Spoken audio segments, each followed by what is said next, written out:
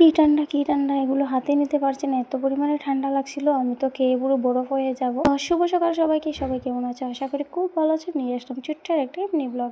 তো এগুলো হচ্ছে বিস্কিট, আর এগুলো খেতে একটু ঠান্ডা ঠান্ডা লাগছিল, তার জন্য আমার বাবা বলছিল এগুলো নাকি ঠান্ডা। আমাকে বলছিল তোমাকে ফ্যানের নিচে বসতে হবে না, ওগুলো তুমি ঠান্ডা হয়ে যাবে। তার জন্য আমি একটু খেয়ে ট্রাই করলাম, তো ঠান্ডাই লাগছিল, খেতেও বেশ ভালো লাগছিল। এদিকে আমি দুপুরবেলা শুয়ে পড়েছিলাম, এদিকে মাম্মা শোনা দেখো অনেকটা কাপড় জমিয়ে দিয়েছে, তো এখন আর ধুবো না, ওগুলো কালকেই দিয়ে দেবো একসাথে। তারপর আমাকে বাবা বলছিল আমার জন্য একটা সারপ্রাইজ, তো আমি হাসতে হাসতে চলে আসলাম রান্না করে। এদিকে এসে দেখি আমার বাড়ি থেকে মা প্রসাদ পাঠিয়েছেন। আমি তো এবার কর্মপুরুষের ব্রতটা করিনি, তার কারণ মাম্মাম সোনাকে নিয়ে পারবো না, তাই কিন্তু আমি কর্মপুরুষের ব্রতটা করতে পারিনি। আর অনেক ধরনের কিন্তু ভাজাভুজি করে দিতে হয়, তার জন্যই আমি ব্রতটা আর করিনি। সামনে বছর অবশ্যই করবো, সবকিছু মানে ঠিকঠাক থাকলে আমি অবশ্যই ব্রতটা সামনে বছর করবো। এদিকে দেখো আমার মা খিচুড়ি, পায়েস, সবজি সবকিছু রান্না করে আমাকে পাঠিয়ে দিয়েছেন। এদিকে রয়েছে অনেক রকমের বিচি ভাজা। এখানে কি কি বিচি রয়েছে, অনেক ধরনের বিচি, সেসব বিচির নামগুলো বললে আমার কিন্তু ভিডিওটা অনেক লম্বা হয়ে যাবে।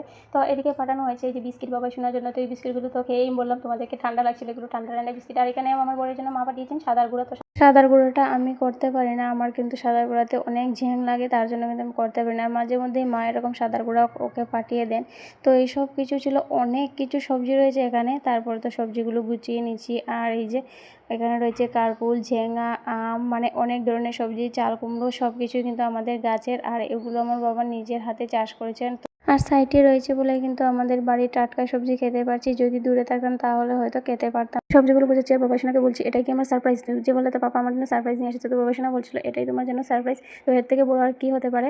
বাবার বাড়ি টাটকা টাটকা সবজি খাচ্ছি, তো এটা তো অনেক বড়ই সারপ্রাইজ রয়েছে।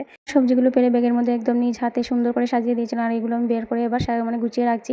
আর ফ্রিজ যদি থাকতো তাহলে ফ্রিজের মধ্যে রেখে দিতাম, অনেকদিন খেতে পারতাম। তো সব সবজিগুলো তো একসাথে খাওয়া যাবে না, আর সবগুলো কিন্তু খেতেও পারবো না, নষ্ট হয়ে যেতে পারে। আর এদিকে মা আমার অন্যের আশার জিনিস যে এভাবে বাসা বাঁধে যায়, তাদেরকে না দেখলে কিন্তু বুঝতেই পারা যেত না। খুলে দেখি ও মা, সন্ধ্যার সময় খুলেছি খাবো বলে, হঠাৎ দেখি এতগুলো পিঁপড়ে। তো মাথা ঘুরে গেল, মানে অনেক রাগ হয়েছিল পিঁপড়ের উপর। তোরা আমার আশার জিনিসটাই খেয়ে নিচ্ছি, সেদিকে আমি কিন্তু খাবো বলে অনেক সুন্দর করে রেখে। তো যাই হোক, খাওয়া তো আর হলো না। তো ওদেরকে কিন্তু একাও আমি খেতে দেবো না, আমি কিন্তু খাবোই।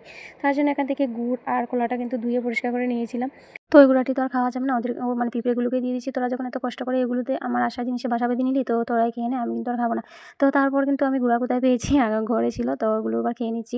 গুড় আর কলা দিয়ে মাখিয়ে কিন্তু বেশ ভালোই লাগছিল, ওদিকে খাচ্ছি আর তাদেরকে জিজ্ঞেস করছি খাবে। তো আমার এই ভিডিওটা যদি তোমাদের ভালো লাগে তাহলে সুন্দর একটা কমেন্ট করে যেত। আজকে এখানে শেষ করছি, টাটা।